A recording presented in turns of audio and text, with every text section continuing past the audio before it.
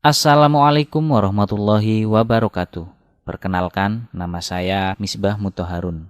Pada kesempatan kali ini saya akan menceritakan kisah misteri yang berjudul Kisah Pemilik Barbershop Kaya Pakai Rambut Pengunjung untuk Jimat Pesugihan. Cerita ini ditulis oleh @pesugihan.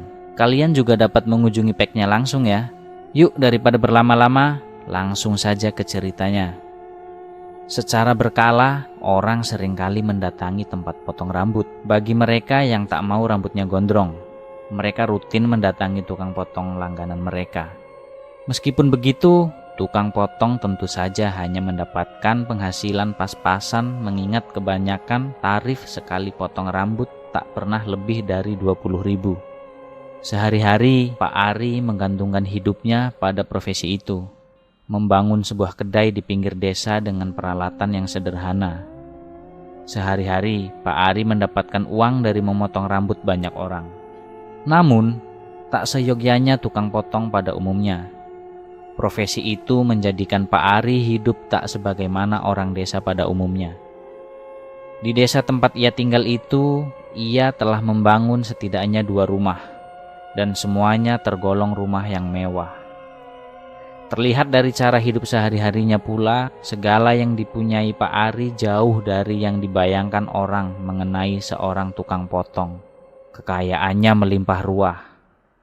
Namun anehnya, dengan semua yang dimilikinya itu, Pak Ari tak pernah merenovasi kedai miliknya yang ia gunakan untuk memotong rambut. Dari tahun ke tahun, ia biarkan kedai itu menjadi bangunan yang tua, bahkan terlihat kurang terawat. Akibat adanya hal itu, banyak orang bertanya-tanya dan menyimpan kegelisahan. Sehari-hari, kehidupan desa itu penuh dengan ketenangan. Jarang ada hal-hal yang membuat suasana desa menjadi ramai atau gegap gempita. Letaknya yang jauh dari kota juga semakin menambah kesunyian desa itu.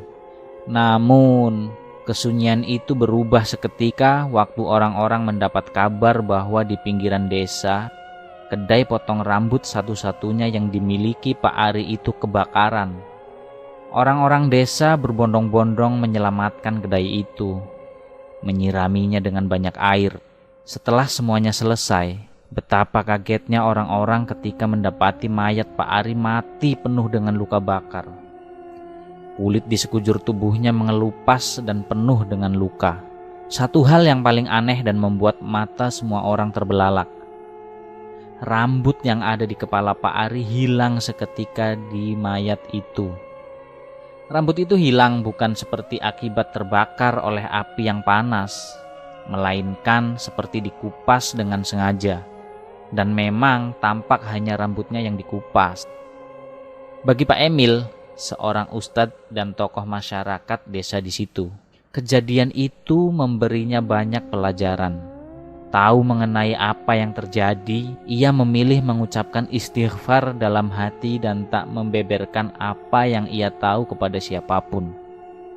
Sesaat setelah mayat itu dibawa ke rumah sakit terdekat, pemuda yang bernama Andi, sebut saja begitu, malah membeberkan semuanya kepada penduduk. Andi menceritakan pengalamannya selama berlangganan potong rambut di tempat Pak Ari. Pak Ari tak pernah membuang rambut pengunjung yang ia potong. Ia tak pernah menyapunya. Suatu saat, saya melihat tumpukan rambut yang besar sekali ditempatkan di ruang Pak Ari di kedai potong itu.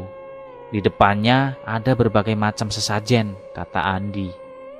Sejalan dengan cerita Andi, di kedai Pak Ari yang sudah terbakar itu ditemukan banyak sisa-sisa rambut.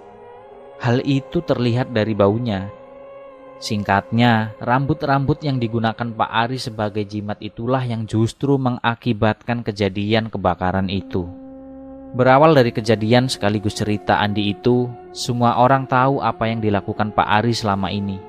Cerita ini hanyalah karangan belaka. Apabila terjadi kesamaan nama tokoh, tempat, dan kejadian, itu hanyalah kebetulan semata. Terima kasih sudah menonton video ngulik horor. Jangan lupa tekan tombol like, komen, dan share. Wassalamualaikum warahmatullahi wabarakatuh.